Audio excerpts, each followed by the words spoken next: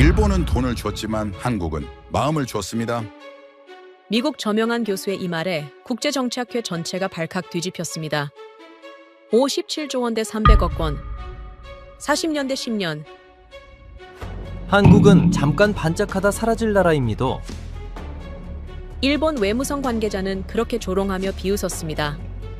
도쿄의 한 경제평론가는 코웃음을 쳤죠.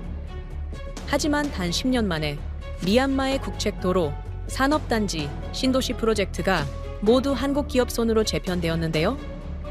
더 놀라운 건 그 힘이 무기나 자본이 아닌 신뢰였다는 사실입니다. 도대체 한국은 어떤 DNA로 세계를 뒤흔든 걸까요?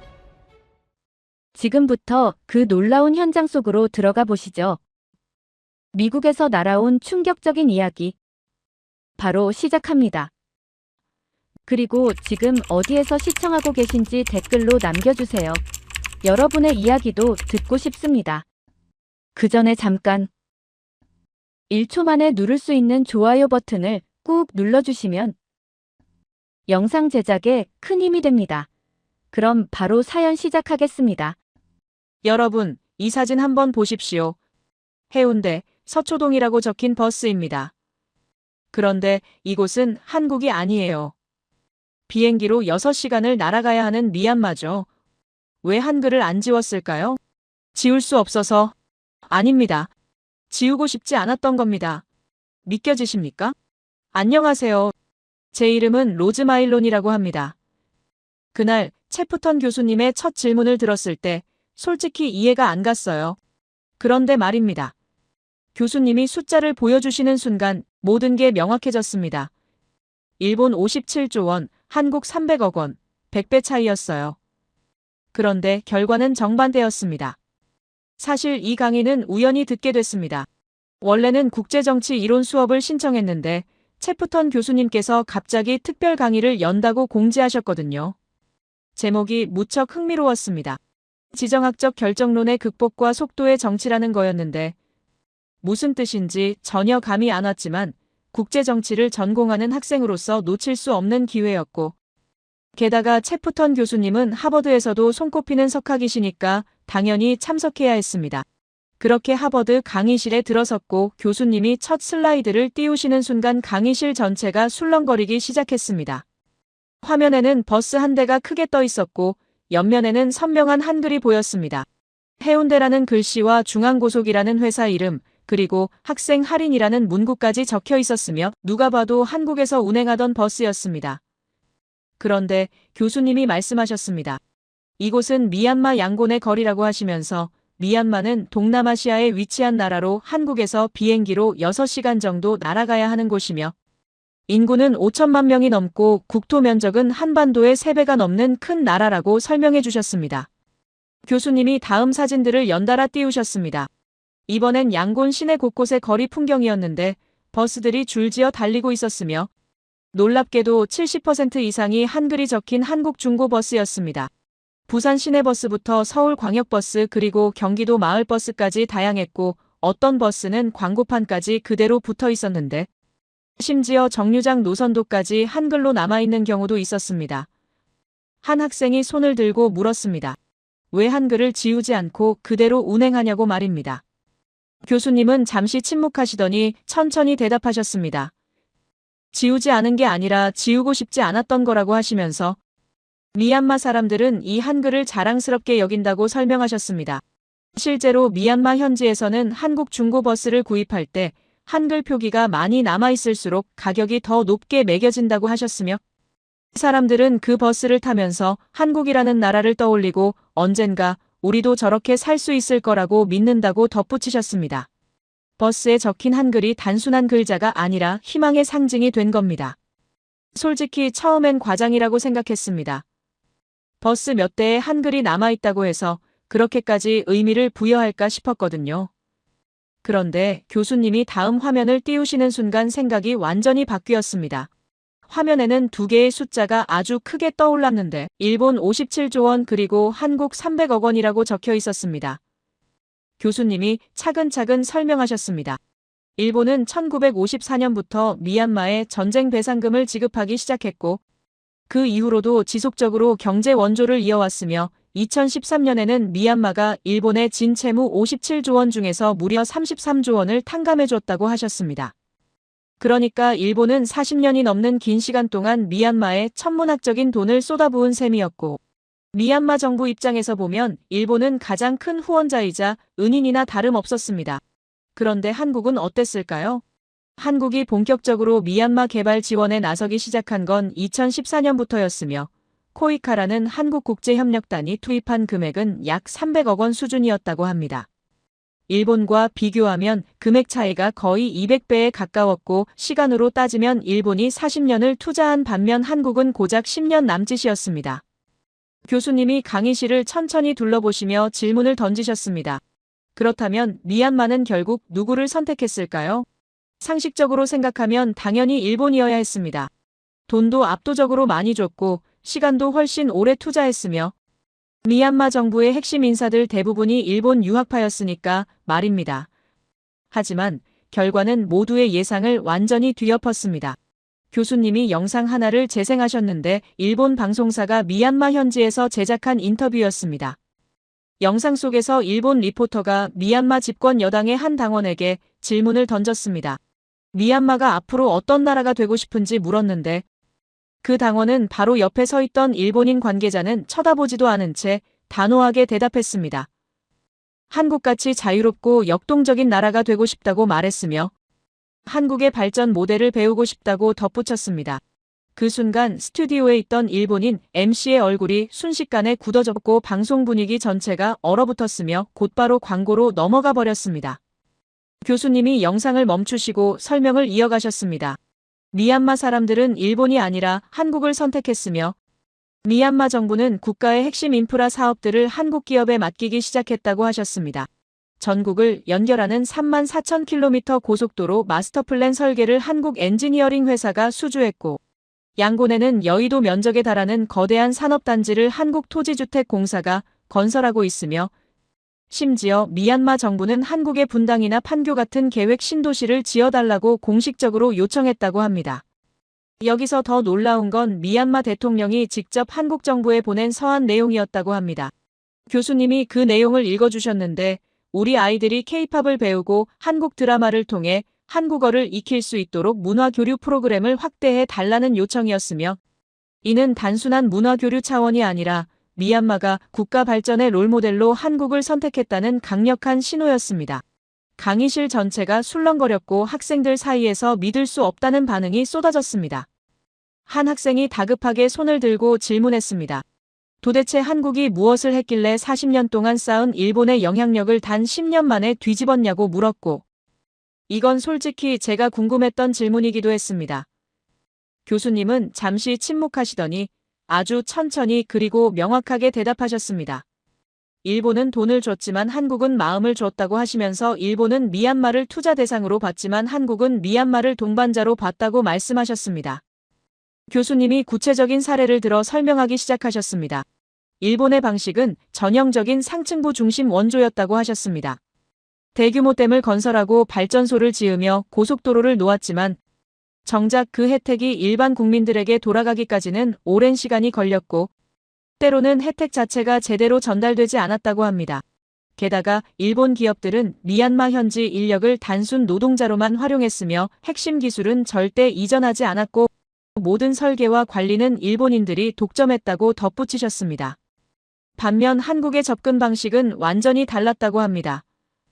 한국은 미얀마 전역의 100개 마을을 동시에 개조하는 프로젝트를 시작했는데 이는 국제개발협력 역사상 전례가 없는 규모였으며 보통 선진국들이 한두 개 시범 마을에 우물 하나 파주고 사진 찍고 떠나는 것과는 차원이 달랐습니다. 한국이 전수한 건 단순한 자금이 아니라 1970년대 한국을 극심한 가난에서 구해낸 새마을 운동이라는 개발 철학 그 자체였습니다. 교수님이 새마을 운동이 무엇인지 설명해 주셨습니다. 이건 단순히 마을에 시설을 지어주는 게 아니라 주민들 스스로 마을을 바꿀 수 있도록 역량을 키워주는 방식이라고 하셨으며 정부가 시멘트와 철근 같은 기초자재를 지원하면 마을 주민들이 직접 모여서 함께 길을 닦고 다리를 놓으며 지붕을 고치는 공동 작업을 진행한다고 설명하셨습니다. 이 과정에서 주민들은 우리도 할 수 있다는 자신감을 얻게 되고 마을 공동체의 결속력도 강해지며 무엇보다 외부 지원에 의존하지 않고 스스로 문제를 해결하는 능력을 키운다고 하셨습니다. 한국은 바로 이 새마을 운동 모델을 미얀마에 그대로 이식했다고 합니다. 가장 먼저 바뀐 건 도로였는데 비만 오면 어른 허벅지까지 빠지는 진흙탕 길 때문에 소달구지조차 다니기 힘들었던 마을에 한국 기술자들이 주민들과 함께 콘크리트 포장 도로를 깔았다고 합니다. 그 결과 아이들은 더 이상 흙탕물을 헤치며 학교에 가지 않아도 됐고 자전거를 타고 웃으며 등교할 수 있게 됐으며 농산물 운송도 훨씬 수월해져서 시장 접근성이 크게 개선됐습니다. 또한 한국은 단순히 식량을 나눠주는 대신 농업 기술을 직접 전수했다고 합니다. 한국 농업 전문가들이 미얀마 현장에 상주하면서 주민들과 함께 논에 들어가 벼를 심고 병충해를 막는 방법을 가르쳐줬으며 어떤 비료를 언제 얼마나 뿌려야 하는지, 물 관리는 어떻게 해야 하는지 하나하나 실습으로 보여줬다고 합니다. 그 결과 쌀과 콩의 생산량이 이전보다 2배에서 3배까지 폭발적으로 증가했고 주민들의 소득도 급격히 늘어났으며 가난에서 벗어나기 시작했습니다. 여기에 한국은 새마을 금고 시스템까지 도입했다고 합니다.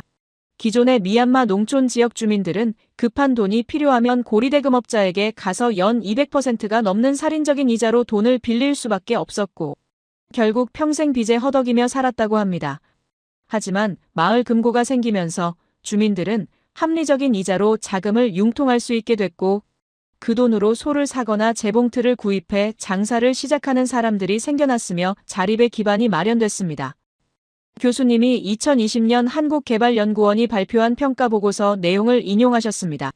그 보고서는 한국의 미얀마 새마을 운동 프로젝트를 두고 신뢰와 희망이라는 씨앗을 심은 역사적 성공 사례라고 평가했으며 단순히 물질적 지원을 넘어서 주민들의 의식과 삶의 방식 자체를 변화시킨 문명적 전환이었다고 극찬했다고 합니다. 이 프로젝트 이후 미얀마 정부는 한국을 가장 신뢰할 수 있는 개발 파트너로 인식하기 시작했고 국가 핵심 사업들을 잇따라 한국에 맡기기 시작했습니다. 교수님이 화면을 다시 바꾸셨습니다. 이번엔 일본과 한국의 접근 방식을 비교하는 도표였는데 일본은 정부 대 정부 원조 방식이었고 대규모 인프라 건설 중심이었으며 상층부와 엘리트 계층을 타깃으로 한 지원이었다고 정리돼 있었습니다. 반면 한국은 주민 참여형 개발 방식이었고 기술 전수와 교육 중심이었으며 풀뿌리 마을 단위로 밀착 지원하는 방식이었다고 나와 있었습니다.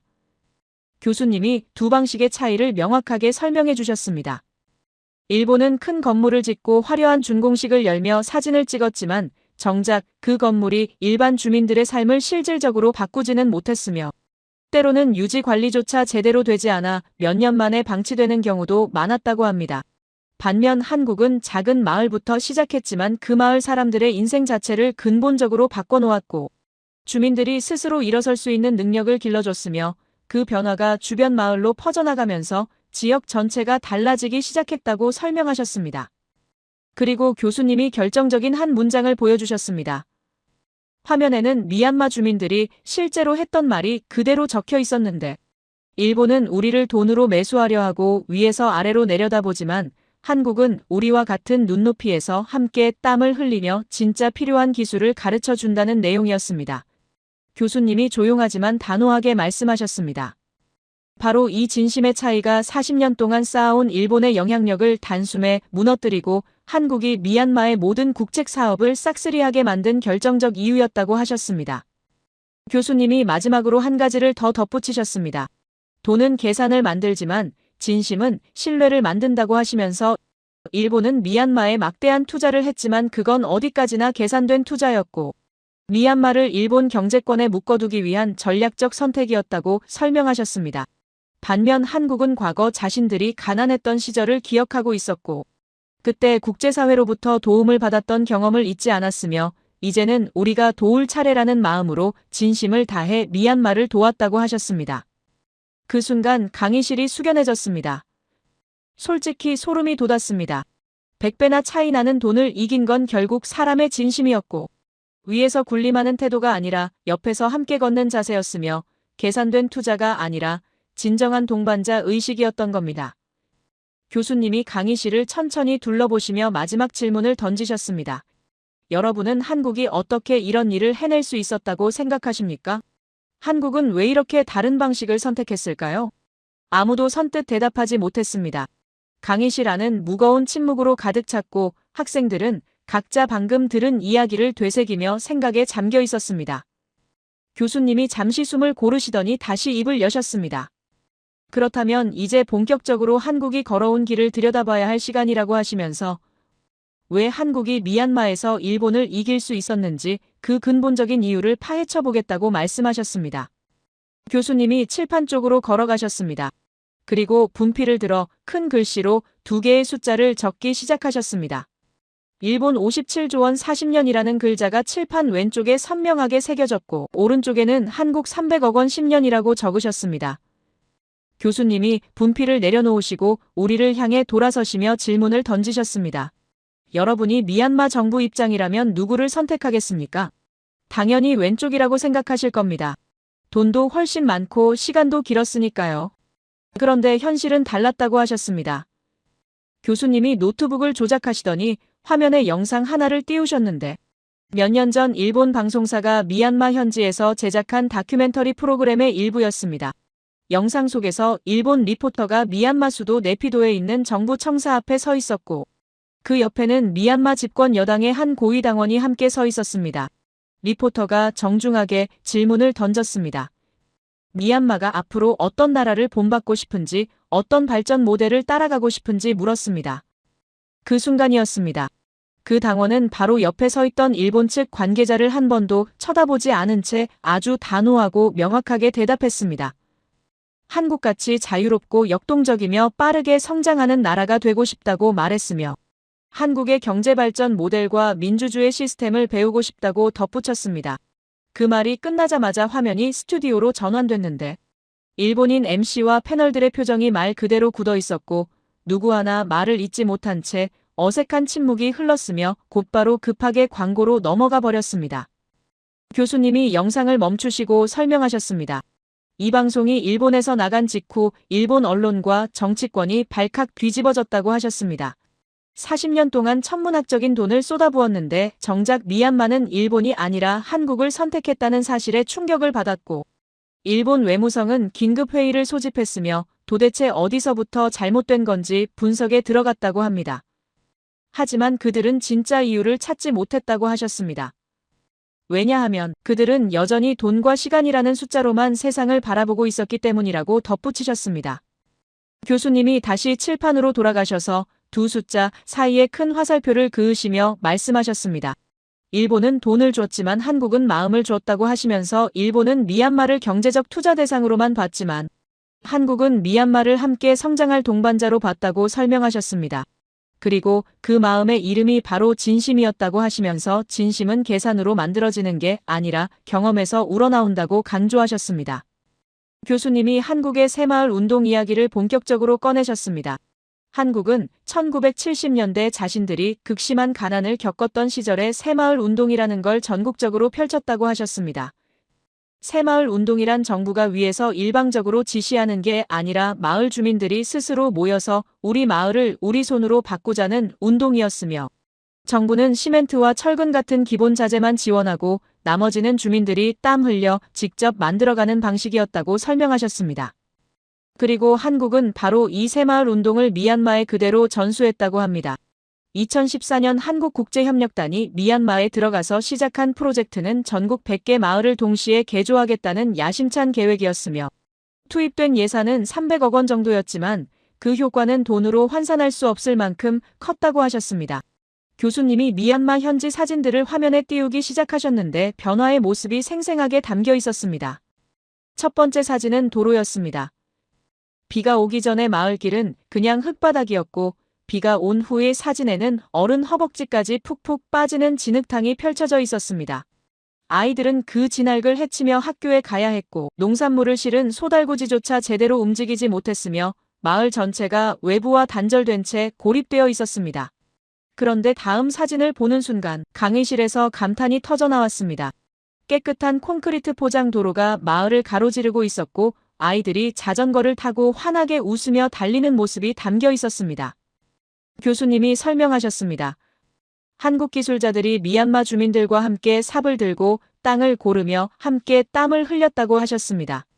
위에서 지시만 하는 게 아니라 같은 눈높이에서 어깨를 나란히 하고 일했으며 주민들에게 도로를 어떻게 만드는지 어떻게 유지 보수하는지 하나하나 가르쳐 줬다고 합니다. 그래서 한국 기술자들이 떠난 뒤에도 주민들이 스스로 도로를 관리할 수 있게 됐고 이건 단순히 도로 하나를 놓은 게 아니라 마을의 미래를 바꾼 거였다고 강조하셨습니다. 두 번째 사진은 농업 현장이었습니다. 한국 농업 전문가가 미얀마 농부들과 함께 논에 들어가 있는 모습이었는데 모두 똑같이 맨발로 진흙 속에 서 있었고 함께 모를 심고 있었습니다. 교수님이 말씀하셨습니다. 한국 전문가들은 사무실에 앉아서 설명만 한 게 아니라 직접 현장에 들어가서 손으로 보여줬다고 하셨습니다. 벼는 이렇게 심어야 하고 물은 이만큼 돼야 하며 비료는 이 시기에 줘야 한다고 몸으로 가르쳤고 병충해가 생기면 어떻게 대처하는지도 함께 해결하며 알려줬다고 합니다. 그 결과 미얀마 농가의 쌀 생산량이 이전보다 2배에서 3배까지 늘어났다고 합니다. 콩 농사도 마찬가지였으며 채소 재배 기술도 전수받아서 주민들의 소득이 급격하게 상승하기 시작했다고 하셨습니다. 교수님이 한 가지 중요한 점을 강조하셨는데 한국은 물고기를 준 게 아니라 물고기 잡는 법을 가르쳐 줬다고 하시면서 일본은 대형 트랙터와 비싼 농기계를 지원했지만 고장나면 부품을 구할 수 없어서 결국 창고에 방치됐고 주민들은 여전히 예전 방식으로 농사를 지을 수밖에 없었다고 비교하셨습니다. 반면 한국이 가르쳐준 기술은 특별한 장비 없이도 주민들이 스스로 실행할 수 있는 것들이었고 씨앗 선별부터 파종 시기 조절 그리고 자연 퇴비 만드는 법까지 현지 환경에 맞춰서 응용할 수 있는 실용적인 기술이었다고 합니다. 그래서 한국 전문가들이 떠난 뒤에도 주민들이 계속 생산성을 높여갈 수 있었고 이웃 마을에도 그 기술을 전파하면서 변화가 확산됐다고 설명하셨습니다. 세 번째는 새마을 금고 이야기였습니다. 교수님이 미얀마 농촌의 금융 현실을 먼저 설명해 주셨는데 기존에는 마을에 제대로 된 금융기관이 없었고 주민들이 급한 돈이 필요하면 사채업자에게 가서 연 200%가 넘는 살인적인 이자로 돈을 빌릴 수밖에 없었다고 합니다. 100만 원을 빌리면 1년 뒤에 300만 원을 갚아야 했고 결국 평생 빚에 허덕이며 가난에서 벗어날 수 없었다고 하셨습니다. 한국은 여기에 새마을 금고라는 시스템을 도입했습니다. 마을 주민들이 조금씩 돈을 모아서 공동기금을 만들고 필요한 사람이 합리적인 이자로 빌려 쓰는 방식이었으며 모두가 조합원이자 주인이 되는 구조였다고 합니다. 처음에는 주민들이 반신반의했지만 실제로 금고가 운영되면서 신뢰가 쌓이기 시작했고 사람들은 그 돈으로 소를 사거나 재봉틀을 구입해서 작은 장사를 시작했으며 자녀 교육비로 쓰기도 했다고 합니다. 교수님이 2020년 한국개발연구원 보고서 내용을 인용하셨습니다.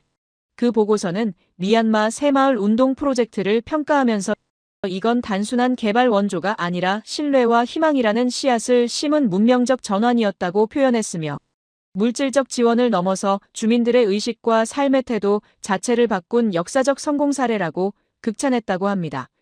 실제로 프로젝트가 진행된 100개 마을의 소득은 평균 50% 이상 증가했고 교육 수준도 크게 향상됐으며 무엇보다 주민들이 우리도 할 수 있다는 자신감을 갖게 됐다고 하셨습니다. 교수님이 칠판으로 다시 돌아가서 일본과 한국이라고 적힌 두 단어 아래의 각각 특징을 정리하기 시작하셨습니다. 일본 쪽에는 상층부 중심 원조, 대형 인프라 건설, 정부 대 정부 관계, 기술 독점이라고 적으셨고 한국 쪽에는 풀뿌리 참여형 개발, 마을 단위 밀착 지원, 주민과 함께 땀 흘림, 기술 전수와 교육이라고 적으셨습니다. 그리고 두 방식의 결과를 비교하셨습니다. 일본 방식은 겉으로 보기엔 화려했다고 합니다. 큰 댐이 세워지고 발전소가 들어서며 고속도로가 뚫렸지만 정작 일반 국민들은 그 혜택을 체감하지 못했고 시설은 일본 기업이 독점적으로 관리했으며 현지인들은 단순 노동자로만 고용됐다고 하셨습니다. 게다가 유지 보수 기술을 배우지 못했기 때문에 고장이 나면 다시 일본 기술자를 불러야 했고 결국 일본에 계속 의존하는 구조가 만들어졌다고 설명하셨습니다. 반면 한국 방식은 겉으로 보기엔 소박했지만 효과는 훨씬 깊고 지속적이었다고 합니다. 100개 마을의 도로가 깔리고 농업기술이 전파되며 금융 시스템이 뿌리내렸고 무엇보다 주민들이 스스로 문제를 해결하는 능력을 갖추게 됐다고 하셨습니다.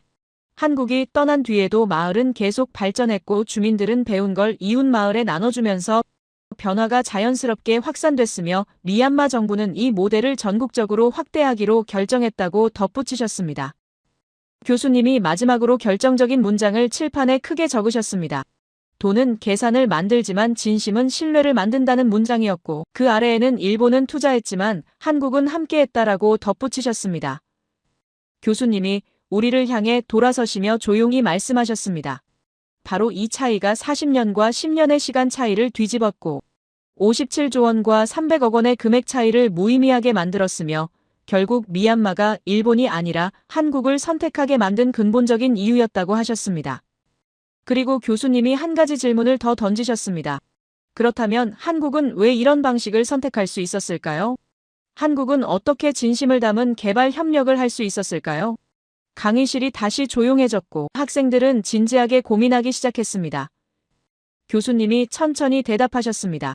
그건 한국 자신이 과거에 똑같은 경험을 했기 때문이라고 하시면서 한국은 가난했던 시절을 기억하고 있고 그때 도움을 받았던 기억을 잊지 않았으며 이제는 우리가 도울 차례라는 마음으로 미얀마를 대했다고 설명하셨습니다. 교수님이 말씀을 이어가셨습니다. 한국이 걸어온 길을 알아야 한국이 미얀마에서 한 일을 진짜로 이해할 수 있다고 하시면서 한국이라는 나라가 어떤 고난을 겪었고 어떻게 그 고난을 이겨냈으며 그 과정에서 무엇을 배웠는지 알아야 한다고 강조하셨습니다. 그리고 바로 다음부터 그 이야기를 본격적으로 풀어가겠다고 하시며 잠시 쉬는 시간을 가지자고 말씀하셨습니다. 쉬는 시간 동안 강의실은 여전히 뜨거운 열기로 가득했습니다. 학생들은 서로 방금 들은 내용에 대해 이야기를 나눴고 누군가는 노트에 필기한 내용을 다시 읽으며 정리하고 있었으며 누군가는 스마트폰으로 미얀마 새마을 운동을 검색하고 있었습니다. 솔직히 충격이었습니다. 돈이 전부가 아니라는 걸 이렇게 명확하게 보여주는 사례가 있다니 믿기지 않았고 한국이라는 나라가 세계에서 이런 역할을 하고 있다는 사실이 새롭게 다가왔습니다. 쉬는 시간이 끝나고 학생들이 다시 자리에 앉았습니다. 교수님이 강단으로 돌아오시면서 노트북을 열고 새로운 슬라이드를 준비하셨습니다. 강의실 분위기가 달라졌습니다. 처음엔 단순히 미얀마 이야기를 듣는다고 생각했는데 이제는 뭔가 훨씬 더 큰 그림이 펼쳐질 거라는 예감이 들었고 학생들의 눈빛도 달라져 있었습니다. 교수님이 천천히 말문을 여셨습니다. 이제부터는 국제정치의 가장 근본적인 패턴 하나를 살펴보겠다고 하시면서 이 패턴을 이해해야 한국이 얼마나 특별한지 알 수 있다고 강조하셨습니다. 교수님이 칠판에 세 단어를 크게 적으셨습니다. 외면 그리고 화살표를 그으시고 축적 다시 화살표를 그으시고 복수라고 적으셨습니다. 그리고 우리를 향해 돌아서시며 말씀하셨습니다. 국제정치에는 공식이 하나 있다고 하시면서 한 나라가 외면당하고 멸시당하면 그 나라는 힘을 축적하기 시작하고 힘을 얻은 뒤에는 반드시 복수한다고 설명하셨습니다. 이건 예외가 아니라 규칙이라고 하셨고 감정의 문제가 아니라 국가 생존의 문제라고 덧붙이셨습니다. 교수님이 첫 번째 사례로 일본을 꺼내셨습니다. 1853년 미국의 페리 제독이 군함을 이끌고 일본에 나타났고 문을 열라고 강요했으며 일본은 어쩔 수 없이 개항할 수밖에 없었다고 합니다. 그 뒤 서구 열강들이 일본에게 불평등 조약을 강요했는데 관세를 마음대로 정할 수 없게 만들었고 외국인이 일본에서 죄를 지어도 일본 법으로 처벌할 수 없다는 치외법권을 요구했으며 일본을 문명화되지 않은 야만국으로 취급했다고 합니다. 일본이 느낀 굴욕은 상상을 초월했다고 하셨습니다. 1000년 넘게 독립국으로 살아온 자부심이 산산조각 났고 자신들의 운명을 스스로 결정할 수 없다는 현실이 견딜 수 없었으며 온 나라가 치욕감에 휩싸였다고 설명하셨습니다. 그래서 일본은 무엇을 했을까요? 교수님이 다음 슬라이드를 띄우셨습니다. 일본은 메이지 유신이라는 대대적인 개혁을 단행했고 서양의 기술과 제도를 받아들이며 미친 듯이 힘을 키웠다고 합니다. 그리고 일본이 힘을 얻은 뒤 무엇을 했는지 교수님이 차근차근 설명하셨습니다. 일본은 자신이 당한 방식을 그대로 주변국에 적용했다고 하셨습니다. 1876년 조선에 군함을 보내 강화도 앞바다에서 포격을 가하며 문을 열라고 강요했고 불평등 조약을 맺게 만들었으며 결국 1910년 조선을 완전히 병합했다고 합니다. 조선 병합이란 조선이라는 나라를 없애버리고 일본의 영토로 만들어버린 걸 뜻하며 나라 전체를 빼앗은 겁니다. 중국도 마찬가지였다고 합니다. 일본은 중국을 침략해서 만주를 차지했고 난징에서는 수십만 명을 학살했으며 아시아 전역으로 세력을 확장해 나갔다고 하셨습니다. 교수님이 간주하셨습니다. 일본은 스스로를 아시아의 해방자라고 불렀지만 실제로는 자신이 서구로부터 당한 굴욕을 아시아에 그대로 복사한 거였다고 하시면서 이게 바로 복수의 첫 번째 패턴이라고 설명하셨습니다. 당한 만큼 되돌려준다는 논리였고 국제정치에서는 이게 정상적인 반응으로 여겨진다고 덧붙이셨습니다. 교수님이 두 번째 사례로 독일을 들었습니다. 제1차 세계대전이 끝난 뒤 1919년 베르사유 조약이 체결됐고 독일은 완전히 짓밟혔다고 합니다. 독일 군대는 10만 명으로 제한됐으며 전쟁 배상금으로 천문학적인 돈을 물어야 했고 영토의 상당 부분을 빼앗겼으며 전쟁을 일으킨 유일한 책임국으로 낙인 찍혔다고 하셨습니다. 독일 국민들은 이를 민족적 치욕으로 받아들였고 거리에는 굶주리는 사람들이 넘쳐났으며 경제는 완전히 무너졌고 자존심은 바닥에 떨어졌습니다. 독일은 이 굴욕을 어떻게 갚았을까요? 교수님이 화면을 바꾸셨습니다. 독일은 기존 국제 질서로 복귀하지 않았다고 하셨습니다. 아예 질서 자체를 부정하고 뒤집어 엎기로 결정했으며 히틀러가 집권한 뒤 독일은 맹렬하게 재무장을 시작했고 주변국을 하나씩 점령해 나갔으며 결국 제2차 세계대전을 일으켰다고 합니다. 전 유럽을 전쟁의 불구덩이로 몰아넣었고 수천만 명이 목숨을 잃었으며 세계 전체가 폐허가 됐습니다. 교수님이 말씀하셨습니다. 독일의 복수는 특정 국가가 아니라 세계 질서 전체를 향했다고 하시면서 이건 단순한 보복이 아니라 존재 증명이었다고 설명하셨습니다. 우리를 이렇게 취급한 세상을 완전히 뒤엎어버리겠다는 의지였고 그 의지는 전쟁으로 표출됐으며 국제정치에서 굴욕당한 나라의 분노가 얼마나 무서운 결과를 낳는지 보여주는 사례라고 강조하셨습니다. 강의실이 숙연해졌고 학생들은 숨죽이며 들었습니다. 세 번째 사례는 러시아였습니다. 1991년 소련이 붕괴된 뒤 러시아는 철저히 외면당했다고 합니다. 서방 국가들은 러시아에게 시장 경제를 받아들이라고 강요했지만 정작 러시아를 안보 체제에는 끼워주지 않았으며 나토라는 서방 군사 동맹은 점점 러시아 국경 가까이 확장되어 갔고 러시아 내부에서는 패배국 취급을 받는다는 인식이 퍼졌다고 합니다. 1990년대 러시아 경제는 완전히 무너졌고 국제사회에서 발언권은 사라졌으며 과거 초강대국이었던 자부심은 땅에 떨어졌다고 하셨습니다. 그런데 러시아는 즉시 반응하지 않았다고 합니다. 교수님이 설명하셨습니다.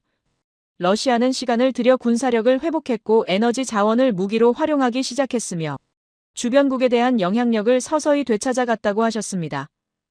복수를 서두르지 않았지만 절대 잊지 않았으며 이걸 전략적 인내라고 부른다고 덧붙이셨습니다. 그리고 러시아는 기회가 왔을 때 단호하게 움직였다고 합니다. 2014년 크림반도를 병합했고 주변국들에 대한 영향력을 강화했으며 서방이 만들어 놓은 질서에 정면으로 도전하기 시작했다고 하셨습니다. 교수님이 강조하셨습니다. 러시아의 복수는 느렸지만 집요했고 잊은 척했지만 실제로는 모든 걸 기억하고 있었으며 힘을 되찾는 순간 과거의 굴욕을 반드시 갚겠다는 의지를 행동으로 옮겼다고 설명하셨습니다. 네 번째 사례는 중국이었습니다. 1840년 아편 전쟁 이후 중국은 반식민지로 전락했고 서구 열강들이 중국 땅 곳곳에 조차지를 만들어 마음대로 지배했으며 불평등 조약이 강요됐다고 합니다. 중국은 이 시기를 100년의 치욕이라고 부르며 절대 잊지 않는다고 하셨습니다. 중국 지도자들은 이 치욕을 국가 정체성으로 만들었고 국민들에게 끊임없이 가르쳤으며 우리는 과거로 돌아가서는 안 된다고 간조했다고 합니다. 그리고 중국이 힘을 키운 뒤 어떻게 했는지 교수님이 설명하셨습니다. 중국은 직접적인 충돌을 피했다고 하셨습니다. 대신 경제력으로 영향력을 확장했고 기술력으로 격차를 줄여 나갔으며 외교적으로 기존 열강의 지위를 천천히 잠식해 들어갔다고 합니다. 1대1로라는 거대한 프로젝트로 아시아와 유럽과 아프리카를 연결했고 수많은 나라들이 중국에 경제적으로 의존하게 만들었으며 군사력도 무섭게 키워서 이제는 미국조차 함부로 대할 수 없는 나라가 됐습니다. 교수님이 말씀하셨습니다. 중국은 칼을 들지 않았지만 시간을 들었다고 하시면서 중국의 복수는 가장 느리지만 가장 완벽하며 100년 전 자신들을 멸시했던 나라들이 이제는 중국 눈치를 보게 만들었다고 설명하셨습니다. 이게 바로 복수의 네 번째 패턴이라고 하시면서 복수는 반드시 전쟁일 필요가 없고 때로는 경제와 기술과 시간으로도 충분히 가능하다고 덧붙이셨습니다. 교수님이 칠판으로 돌아가셔서 아까 적었던 세 단어를 다시 가리키셨습니다. 외면 축적 복수라는 공식 말입니다. 그리고 그 아래에 굵은 글씨로 이렇게 적으셨습니다. 복수는 정상이다라고 말입니다. 교수님이 우리를 향해 천천히 말씀하셨습니다. 국제정치에서 외면당한 나라는 반드시 복수한다고 하시면서 일본도 그랬고 독일도 그랬으며 러시아도 그랬고 중국도 그랬다고 강조하셨습니다. 이건 도덕의 문제가 아니라고 하셨습니다.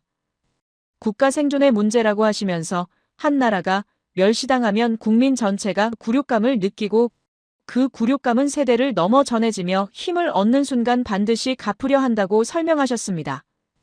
역사를 보면 예외가 거의 없다고 하셨고 힘을 얻은 나라 중에서 복수하지 않은 경우를 찾기가 오히려 어렵다고 덧붙이셨습니다.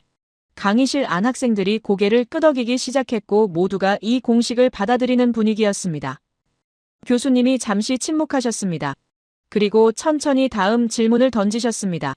그렇다면 이 공식이 가장 강하게 적용돼야 했던 나라는 어디일까요?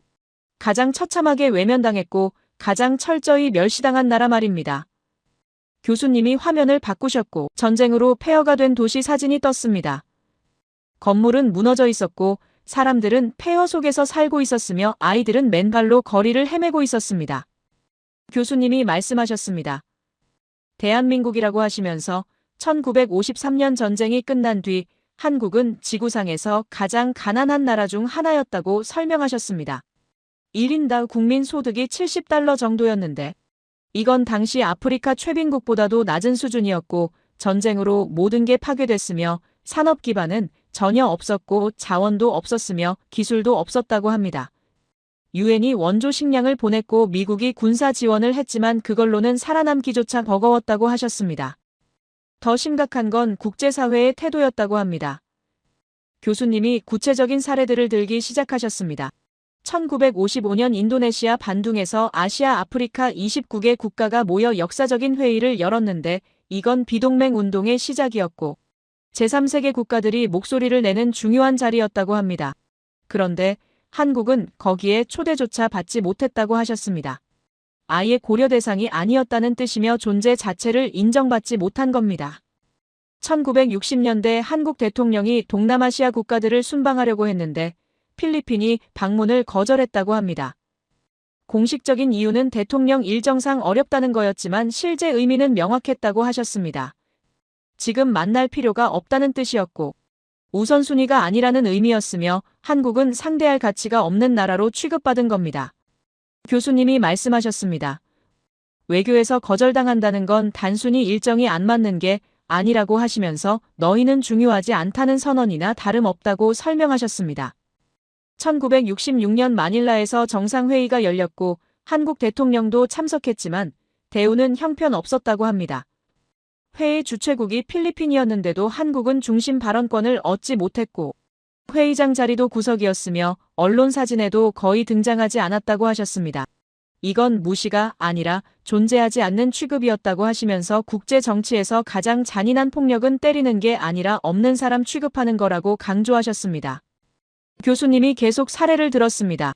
태국도 한국을 무시했고 인도네시아도 한국을 거들떠보지 않았으며 말레이시아도 한국 같은 가난한 나라와 굳이 관계를 맺을 이유가 없다고 생각했다고 합니다. 심지어 아프리카 신생 독립국들조차 한국보다는 자신들이 낫다고 여겼는데 왜냐하면 최소한 자원이라도 있었기 때문이라고 하셨습니다. 한국은 정말 아무것도 없었고 가난해서 무시당한 게 아니라 영향력이 전혀 없다고 판단돼서 제외된 거였다고 설명하셨습니다. 교수님이 칠판에 적혀있던 공식을 다시 가리키셨습니다. 외면 축적 복수라는 공식 말입니다. 그리고 논리적으로 따져보자고 하셨습니다.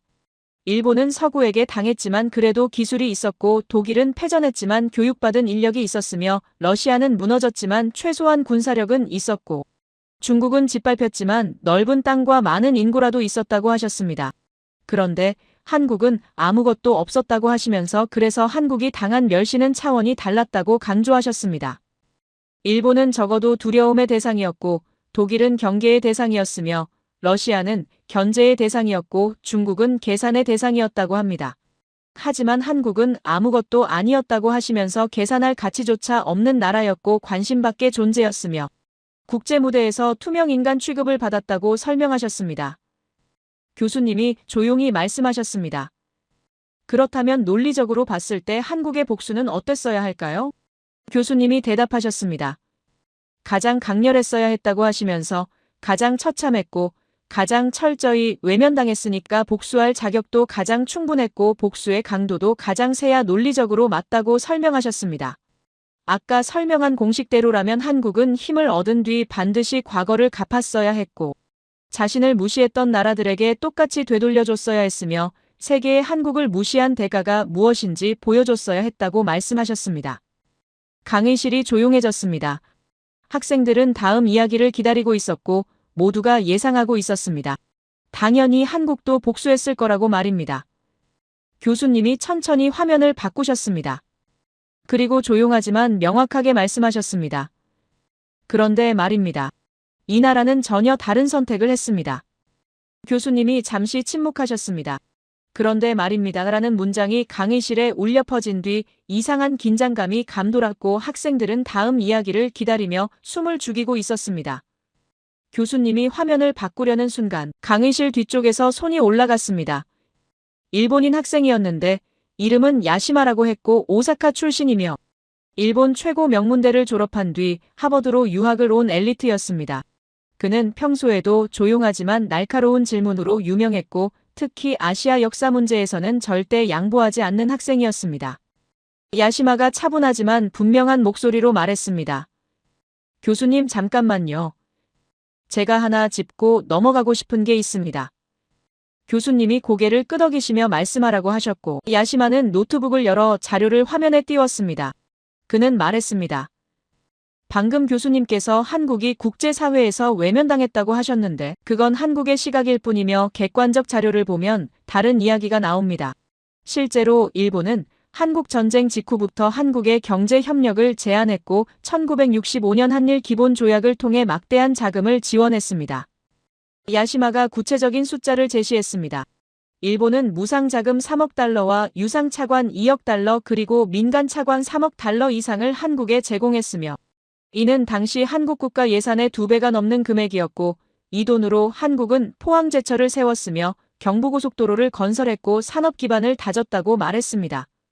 그러니까 한국이 외면당했다는 건 사실과 다르며 오히려 일본의 도움으로 성장할 수 있었다는 게 맞지 않냐고 조심스럽지만 단호하게 질문했습니다. 강의실이 술렁거렸습니다. 야시마의 자료는 정확했고 숫자도 맞았으며 논리도 탄탄해 보였습니다. 일부 학생들은 고개를 끄덕이기 시작했고 분위기가 묘하게 흔들리는 게 느껴졌습니다. 교수님은 전혀 당황하지 않으셨습니다. 오히려 미소를 지으시며 좋은 질문이라고 하셨고 야시마에게 자리에 앉으라고 하신 뒤 천천히 대답하기 시작하셨습니다. 교수님이 말씀하셨습니다. 야시마 학생이 제시한 자료는 사실입니다. 일본은 분명히 한국에 돈을 줬고 그 돈이 한국 경제에 도움이 된 것도 맞습니다. 하지만 여기서 우리가 놓치지 말아야 할 게 2가지 있다고 하시면서 첫째는 그 돈의 성격이고 둘째는 그 돈을 주던 시기의 국제정치 맥락이라고 설명하셨습니다. 교수님이 화면에 한일 기본 조약 관련 자료를 띄우셨고 차근차근 풀어가기 시작하셨습니다. 먼저 그 돈의 성격부터 봐야 한다고 하셨습니다. 일본이 준 자금은 전쟁 배상금도 아니었고 식민 지배에 대한 사죄도 아니었으며 경제협력 자금이라는 이름으로 포장됐지만 실제로는 한국이 일본에 대한 모든 청구권을 포기하는 조건으로 지급된 돈이었다고 설명하셨습니다. 다시 말해 일본이 36년간 한국을 지배하면서 빼앗아간 것들, 그리고 강제징용으로 끌고 간 사람들 그리고 위안부로 동원된 여성들에 대한 모든 법적 책임을 한꺼번에 덮어버리는 대가로 지불한 돈이었다는 겁니다. 교수님이 구체적인 계산을 보여주셨습니다. 당시 한국 정부가 파악한 일본의 채무는 최소한 수십억 달러 규모였지만 실제로 받은 건 5억 달러 수준이었고 게다가 그중 상당 부분이 유상차관, 즉 빌려준 돈이었기 때문에 나중에 이자를 붙여 갚아야 했다고 하셨습니다. 그러니까 일본이 한국을 도와줬다기보다는 과거 청산을 최소 비용으로 끝내려 한 거였고 한국 입장에서는 받아야 할 것의 극히 일부만 받은 셈이었다고 설명하셨습니다. 그리고 더 중요한 건 두 번째 맥락이라고 하셨습니다. 교수님이 1960년대 국제 정치 상황을 설명하기 시작하셨습니다. 당시는 냉전 시대였고 미국은 아시아에서 공산주의 확산을 막아야 했으며 한국과 일본을 미국 중심의 동맹 체제로 묶어야 했다고 합니다. 그래서 미국이 일본과 한국에 강력하게 압력을 넣어서 조약을 맺게 만들었고 한국은 선택의 여지가 거의 없었다고 하셨습니다. 미국의 안보 우산 아래 있어야 살아남을 수 있었기 때문에 불리한 조건이라도 받아들일 수밖에 없었다는 겁니다. 교수님이 야시마를 보시며 조용히 말씀하셨습니다. 그러니까 일본이 한국에 돈을 준 건 맞지만 그게 순수한 호의였다고 보기는 어렵고 오히려 과거를 최소 비용으로 정리하려는 전략적 선택이었으며 미국의 압력 속에서 이뤄진 거래였다고 하시면서 한국이 그 돈으로 성장한 건 사실이지만 그건 한국이 그 돈을 잘 활용했기 때문이지 일본이 특별히 잘해줘서가 아니라고 덧붙이셨습니다. 야시마는 표정이 굳어졌지만 아무 말도 하지 않았습니다. 교수님이 말씀을 이어가셨습니다. 그리고 더 중요한 건 한일 기본조약 이전의 시기라고 하시면서 1950년대 한국이 겪은 멸시는 조약과는 별개의 문제라고 간주하셨습니다. 조약이 체결된 게 1965년이었고 그 전까지 한국은 국제사회에서 정말 투명 인간 취급을 받았다고 하셨습니다. 교수님이 강의실 조명을 조금 어둡게 하셨고 화면에 역사 사진들을 띄우기 시작하셨습니다. 첫 번째 사진은 1955년 인도네시아 반둥회의 현장이었습니다. 아시아와 아프리카에서 온 29개국 대표들이 모여 있었고 역사적인 순간을 기록한 사진이었습니다. 교수님이 설명하셨습니다.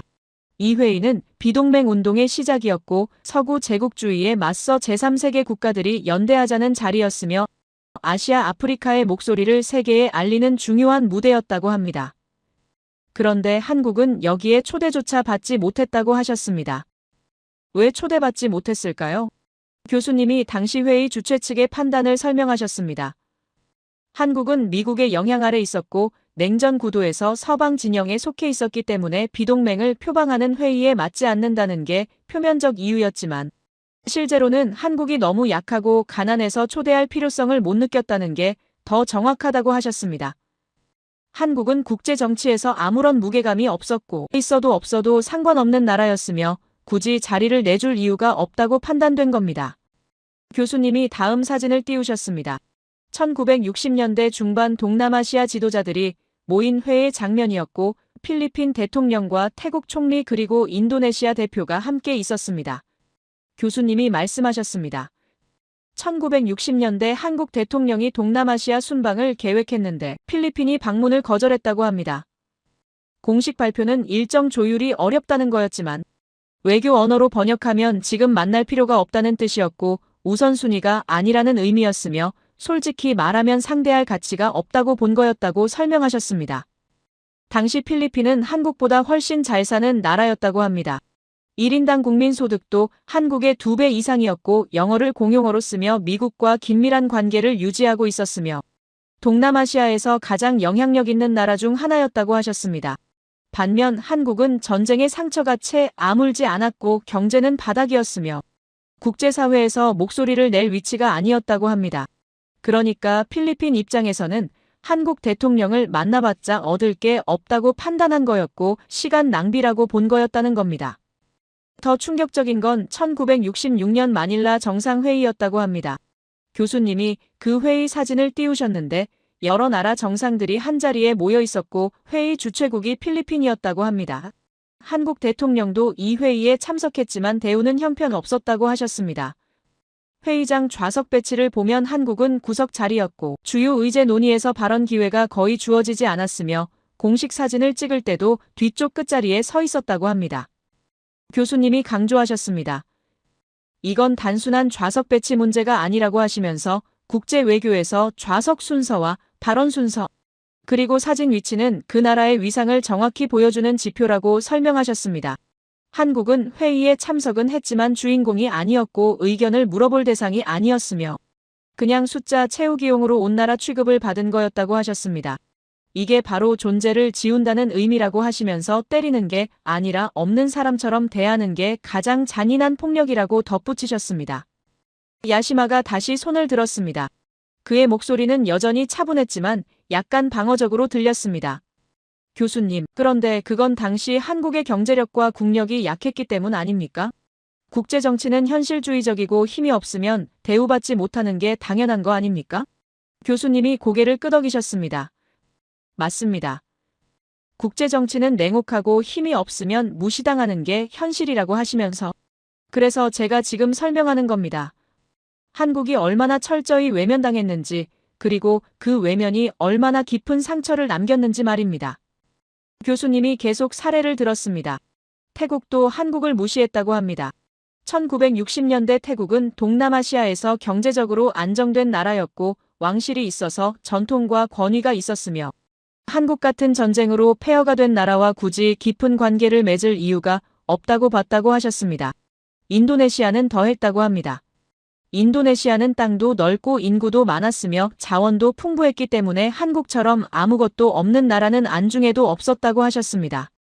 말레이시아도 마찬가지였다고 합니다. 말레이시아는 영국 연방의 일원으로서 국제사회에서 일정한 지위를 인정받고 있었고 천년 고무와 주석 같은 자원 수출로 경제가 돌아갔으며 한국 같은 가난한 나라와 협력해봤자 얻을 게 없다고 판단했다고 하셨습니다. 심지어 아프리카 신생 독립국들조차 한국을 무시했다고 합니다. 가나나 나이지리아 같은 나라들은 독립한 지 얼마 안 됐지만 최소한 자원이라도 있었고 한국은 자원도 없고 기술도 없으니 자기네보다 못하다고 생각했다고 하셨습니다. 교수님이 정리하셨습니다. 한국은 국제사회 어디에서도 환영받지 못했고 어느 회의에서도 중심에 서지 못했으며 어떤 나라도 한국과 협력하고 싶어 하지 않았다고 하시면서 이게 1950년대부터 60년대까지 한국이 겪은 현실이었다고 강조하셨습니다. 가난해서 무시당한 게 아니라 영향력이 전혀 없다고 판단돼서 존재 자체가 지워진 거였다고 하셨습니다. 강의실 분위기가 무거워졌습니다. 앞쪽에 앉아있던 로즈마일론의 표정도 무거워져 있었고 다른 학생들도 숙연한 표정으로 화면을 바라보고 있었습니다. 야시마는 더 이상 손을 들지 않았고 자리에 가만히 앉아 있었지만 그의 표정은 미묘했습니다. 불편해 보였고 뭔가 말하고 싶지만 더 이상 반박할 근거를 찾지 못한 듯 했습니다. 교수님이 칠판에 적혀있던 공식을 다시 가리키셨습니다. 외면 축적 복수라는 공식 말입니다. 그리고 조용히 말씀하셨습니다. 일본은 서구에게 당했지만 그래도 기술과 산업 기반이 있었고 독일은 패전했지만 교육받은 인력과 기술 축적이 있었으며 러시아는 무너졌지만 군사력과 자원이 있었고 중국은 짓밟혔지만 넓은 땅과 많은 인구가 있었다고 하셨습니다. 하지만 한국은 정말 아무것도 없었다고 하시면서 그래서 한국이 당한 멸시는 그 어떤 나라보다 깊었고 철저했다고 강조하셨습니다. 교수님이 마지막 질문을 던지셨습니다. 그렇다면 논리적으로 봤을 때 한국은 어떻게 반응했어야 할까요? 아까 제시한 공식대로라면 한국의 복수는 가장 강렬했어야 하고 가장 처절했어야 하며 자신을 무시했던 모든 나라에게 똑같이 되갚아줬어야 합니다. 강의실이 조용했고 학생들은 다음 이야기를 기다렸습니다. 교수님이 화면을 바꾸시며 천천히 말씀하셨습니다. 그런데 한국은 그렇게 하지 않았습니다. 그리고 바로 여기서부터 모든 게 달라지기 시작합니다. 교수님이 화면을 바꾸셨고 강의실 조명이 다시 밝아졌습니다. 아까까지의 무거운 분위기가 조금씩 거치는 느낌이었고 학생들은 다음 이야기에 집중하기 시작했습니다. 교수님이 천천히 말문을 여셨습니다. 한국은 복수하지 않았다고 하시면서 대신 이렇게 다짐했다고 말씀하셨습니다. 우리 대에서 끝내자. 다음 세대만큼은 절대 이런 취급받지 말자고 하셨습니다. 이 한 문장이 한국을 완전히 바꿔놓았다고 하시면서 복수는 과거를 향하지만 이 다짐은 미래를 향했고 분노는 남을 파괴하지만 다짐은 자신을 세운다고 설명하셨습니다. 교수님이 구체적인 시기를 짚으셨습니다. 1962년 한국은 경제개발 5개년 계획이라는 걸 시작했다고 하셨습니다. 이건 단순한 경제 정책이 아니라 나라 전체를 하나의 목표로 묶는 프로젝트였으며 정부와 기업과 국민이 모두 한 방향을 보게 만든 시스템이었다고 설명하셨습니다. 5개년 계획이란 5년 동안 무엇을 얼마나 만들고 어디에 자원을 쏟으며 언제 수출로 회수할지를 숫자로 정해놓은 청사진이었고 목표가 명확했기 때문에 온 나라가 그 숫자를 향해 달려갈 수 있었다고 합니다. 교수님이 강조하셨습니다. 한국의 시간은 이때부터 다르게 흐르기 시작했다고 하시면서 다른 나라들이 해마다 조금씩 성장할 때 한국은 분기별로 성장했고 다른 나라들이 천천히 걸을 때 한국은 뛰었으며 시간을 압축했다고 말씀하셨습니다. 압축이란 100년 걸릴 일을 30년에 끝낸다는 뜻이었고 30년 걸릴 일을 10년에 해낸다는 의미였으며 한국은 시간과 싸워서 이긴 나라라고 덧붙이셨습니다. 화면에 경부고속도로 건설 현장 사진이 떴습니다.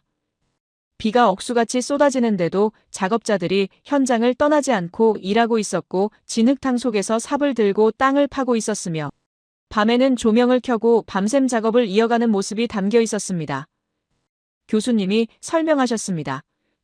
1968년부터 70년까지 한국은 서울과 부산을 잇는 418km의 고속도로를 건설했다고 하셨습니다. 당시 한국에는 돈도 장비도 경험도 부족했지만 멈추지 않았다고 합니다. 왜 그렇게 서둘렀을까요? 교수님이 대답하셨습니다. 도로는 단순히 길이 아니라 시간이었기 때문이라고 하시면서 도로가 뚫리면 물류가 빨라지고 공장이 연결되며 시장이 확대되고 수출이 쉬워진다고 설명하셨습니다. 경부고속도로가 완공되면서 서울과 부산 사이 이동 시간이 하루에서 4시간으로 줄어들었고 이건 물리적 거리를 좁힌 게 아니라 경제 전체의 속도를 바꾼 거였다고 하셨습니다. 공사 현장에서는 오늘 멈추면 내일도 멈춘다는 분위기가 흘렀고 비가 와도 눈이 와도 작업은 계속됐으며 그 결과 2년 반 만에 고속도로가 완성됐다고 합니다. 다음 사진은 포항제철 건설 현장이었습니다. 거대한 용광로가 세워지고 있었고 철골 구조물들이 하늘을 찌를 듯 솟아 있었으며 수많은 작업자들이 개미처럼 움직이고 있었습니다. 교수님이 말씀하셨습니다. 1973년 포항제철이 가동을 시작했다고 하시면서 철강은 모든 제조업의 뼈대라고 설명하셨습니다. 철이 없으면 조선도 자동차도 기계도 건설도 불가능하다고 하셨고 그래서 한국은 철강 산업을 반드시 갖춰야 한다고 판단했다고 합니다. 하지만 세계는 비웃었다고 합니다. 가난한 나라가 철강 산업을 한다는 건 무모하다고 했고 기술도 없고 자본도 없는데 어떻게 하겠냐고 조롱했으며 실패할 게 뻔하다고 예측했다고 하셨습니다. 실제로 세계은행도 차관 제공을 거부했고 미국도 지원을 주저했으며 일본은 기술 이전을 꺼렸다고 합니다. 그런데 한국은 포기하지 않았다고 하셨습니다. 세계가 안 된다고 할 때 한국은 반드시 해내겠다고 다짐했고 결국 해냈다고 말씀하셨습니다. 교수님이 용광로에서 촛불이 켜지는 순간을 담은 사진을 보여주셨습니다. 붉은 빛이 작업자들의 얼굴을 비추고 있었고 모두가 환호하는 모습이었으며 어떤 사람은 눈물을 흘리고 있었습니다. 교수님이 조용히 말씀하셨습니다.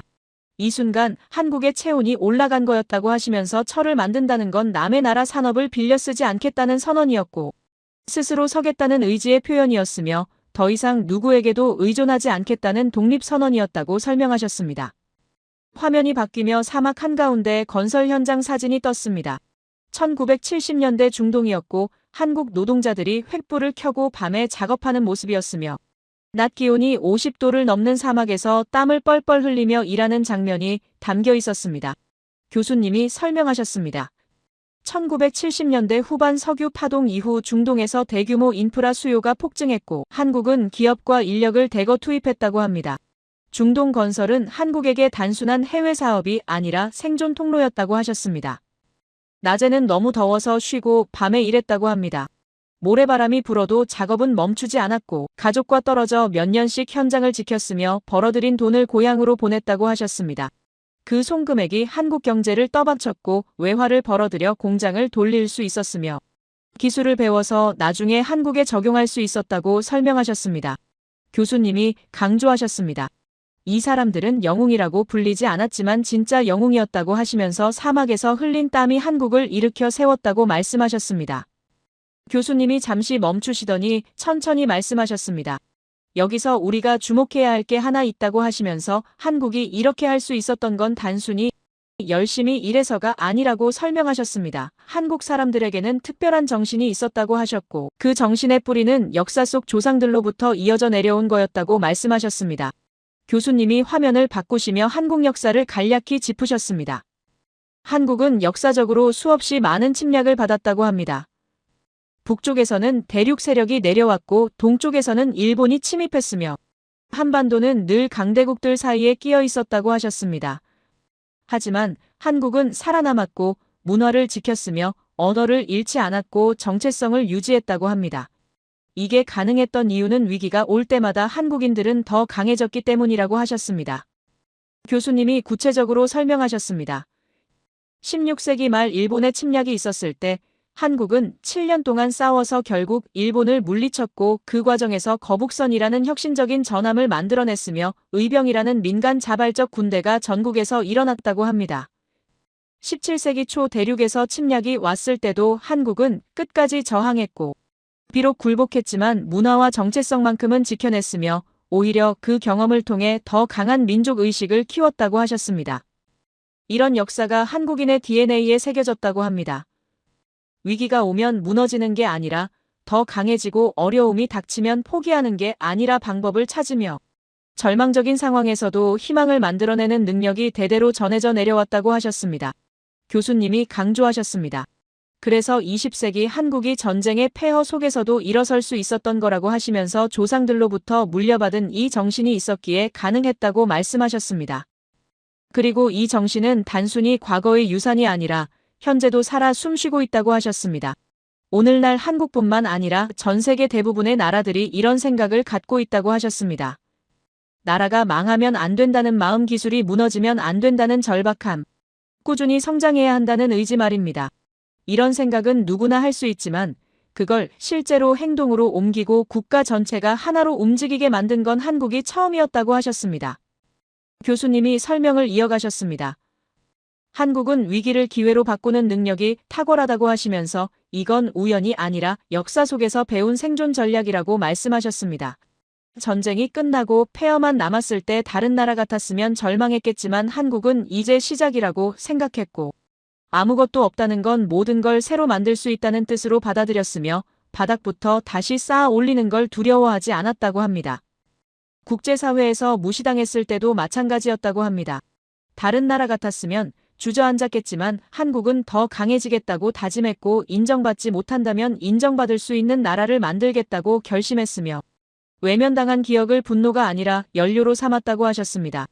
이게 바로 한국이 다른 나라와 다른 점이라고 하시면서 위기가 오면 더욱 강해지고 힘이 배가 되는 민족이라고 강조하셨습니다. 그리고 이런 나라가 미얀마를 도울 때 어떤 마음이었을지 생각해보라고 하셨습니다. 한국은 미얀마를 단순한 원조 대상으로 보지 않았고 과거의 자신을 보았으며 우리도 저랬었다는 공감이 있었고 우리가 도와야 한다는 책임감이 있었다고 합니다. 그래서 한국은 돈만 주는 게 아니라 함께 땀을 흘렸고 기술만 가르치는 게 아니라 마음을 나눴으며 미얀마 사람들을 아래로 내려다본 게 아니라 옆에서 함께 걸었다고 말씀하셨습니다. 교수님이 다시 미얀마 새마을 운동 현장 사진을 띄우셨습니다. 한국 전문가와 미얀마 주민이 함께 논에 들어가 모를 심고 있었고 한국 기술자와 미얀마 청년이 함께 도로를 닦고 있었으며 모두가 똑같이 땀을 흘리고 있었습니다. 교수님이 조용히 말씀하셨습니다. 이게 한국의 DNA가 미얀마로 전수되는 순간이었다고 하시면서 한국이 조상들로부터 물려받은 정신을 이제 다른 나라와 나누고 있는 거라고 설명하셨습니다. 강의실이 숙연해졌습니다. 로즈마일론을 비롯한 학생들은 깊은 감동에 빠져 있었고 어떤 학생은 눈시울이 붉어져 있었으며 야시마조차 고개를 숙이고 생각에 잠겨 있었습니다. 교수님이 말씀을 이어가셨습니다.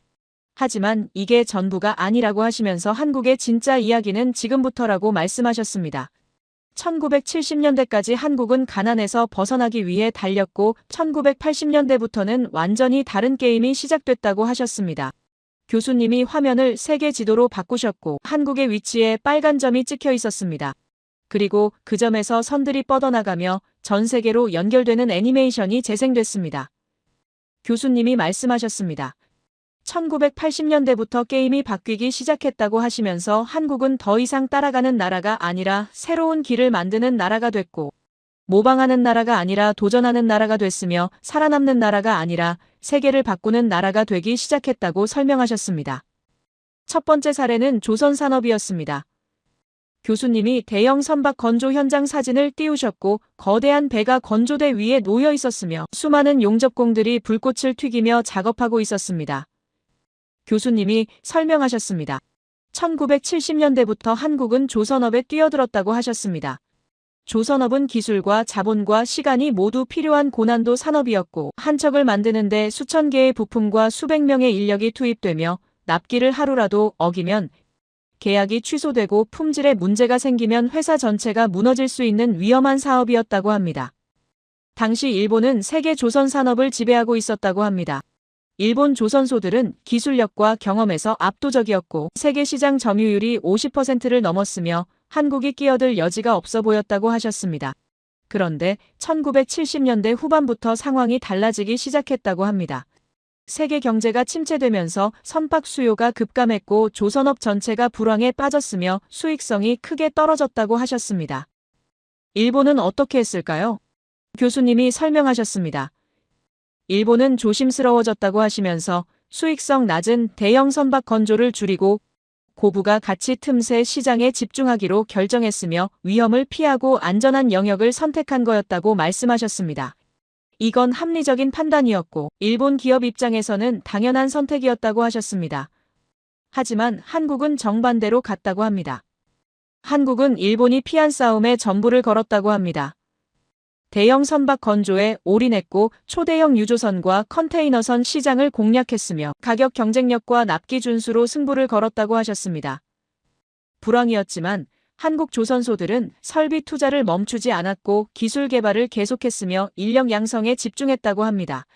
세계가 무모하다고 했지만 한국은 멈추지 않았고 결국 2000년대 들어서면서 주도권이 완전히 이동했다고 하셨습니다. 교수님이 그래프를 보여주셨습니다. 1980년대 일본이 세계 1위였고 한국은 한참 뒤에 있었지만 2000년대 들어서 한국이 일본을 추월했고 2010년대에는 격차가 더 벌어졌으며 지금은 한국이 세계 조선 시장의 40% 이상을 차지하고 있다고 하셨습니다. 특히 고부가 선박인 LNG 운반선과 초대형 컨테이너선 시장에서는 한국이 70% 이상을 장악하고 있다고 덧붙이셨습니다. 교수님이 강조하셨습니다. 일본은 계산했고 한국은 밀어붙였다고 하시면서 일본은 위험을 피했고 한국은 위험에 뛰어들었으며 결과적으로 주도권은 위험을 감수한 쪽으로 넘어갔다고 설명하셨습니다. 교수님이 칠판에 큰 글씨로 적으셨습니다.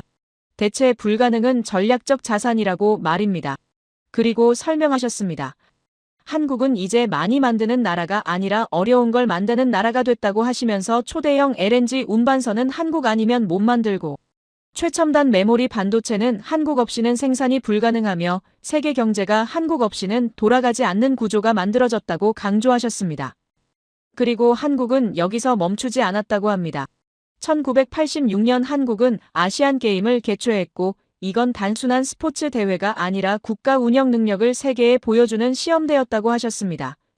개발도상국이 가장 두려워하는 건 경기 결과가 아니라 대회 운영 실패였고 교통혼란이나 시설 문제가 생기면 국가 이미지 전체가 무너질 수 있었다고 합니다.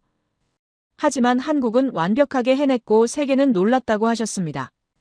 그리고 2년 뒤인 1988년 한국은 서울올림픽을 개최했습니다.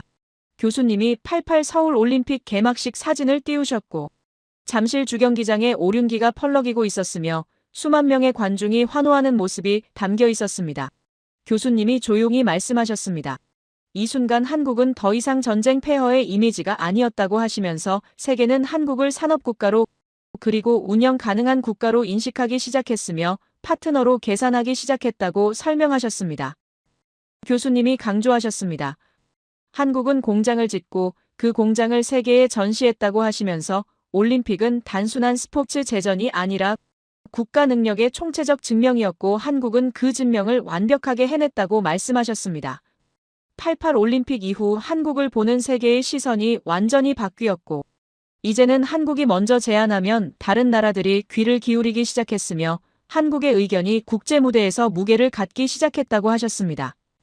강의실 전체가 깊은 감동에 빠져 있었습니다. 학생들은 한국이라는 나라가 단 30년 만에 이룬 변화에 경탄하고 있었고 로즈 마일로는 눈을 반짝이며 교수님의 말씀 하나하나를 놓치지 않으려 애쓰고 있었으며 야시마는 복잡한 표정으로 고개를 숙이고 있었습니다. 교수님이 마지막으로 말씀하셨습니다. 한국은 복수 대신 축적을 택했고 분노 대신 다짐을 택했으며 과거 대신 미래를 택했다고 하시면서 그 선택이 한국을 전략적 자산으로 만들었고 세계가 필요로 하는 나라로 만들었으며 대체 불가능한 나라로 만들었다고 강조하셨습니다. 교수님이 마지막으로 말씀하셨습니다. 이게 복수보다 강한 이유라고 하시면서 복수는 과거를 갚지만 신뢰는 미래를 만들고 복수는 적을 무너뜨리지만 신뢰는 동료를 세우며 복수는 힘을 소진하지만 신뢰는 힘을 키운다고 강조하셨습니다. 한국은 바로 이 길을 선택했고 그 선택이 한국을 진짜 강국으로 만들었다고 덧붙이셨습니다. 강의실 전체가 깊은 감동에 휩싸여 있었습니다. 학생들은 한국이라는 나라가 보여준 품격에 경탄하고 있었고 복수할 수 있었지만 복수하지 않은 선택의 무게를 느끼고 있었으며 힘을 얻고도 오만하지 않은 태도에 숙연해하고 있었습니다. 교수님이 마지막으로 우리 학생들에게 당부하셨습니다. 여러분은 미래의 리더들이라고 하시면서 여러분이 어떤 나라로 가든 어떤 일을 하든 오늘 배운 교훈을 잊지 말아 달라고 하셨습니다. 힘은 복수할 수 있는 능력이 아니라 복수하지 않을 수 있는 용기라는 것. 강함은 남을 짓밟는 게 아니라 남을 세워주는 것 그리고 진짜 승리는 적을 무너뜨리는 게 아니라 적을 친구로 만드는 것이라는 걸 기억해 달라고 당부하셨습니다. 교수님이 미소를 지으시며 마지막 인사를 하셨습니다. 긴 시간 동안 집중해서 들어주셔서 감사하다고 하시면서 오늘 강의가 여러분에게 작은 영감이라도 됐기를 바란다고 하셨습니다. 그리고 여러분 모두가 각자의 자리에서 더 나은 세상을 만드는데 기여하기를 바라며 힘이 아니라 신뢰로 복수가 아니라 협력으로 과거가 아니라 미래로 나아가는 사람들이 되기를 바란다고 당부하셨습니다.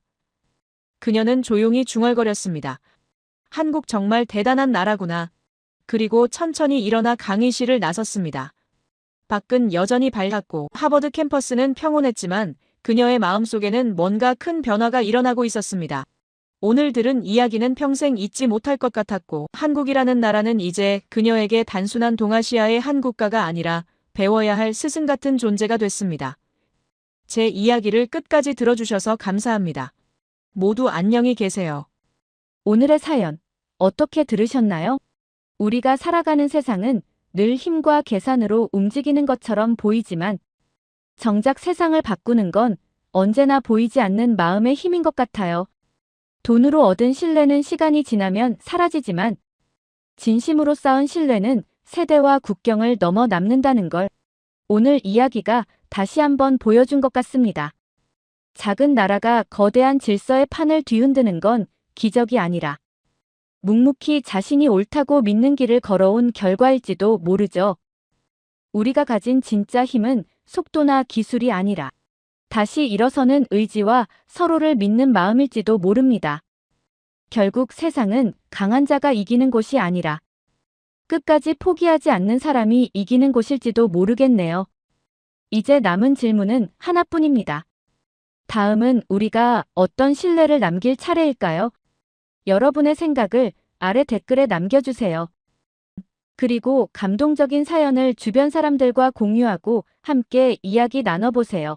마지막으로 1초밖에 걸리지 않는 구독과 좋아요, 알림 설정은 영상 제작에 큰 힘이 됩니다. 지금까지 감동을 담아 여러분께 진심을 전하는 감동담기였습니다. 오늘 하루도 행복한 하루 보내세요.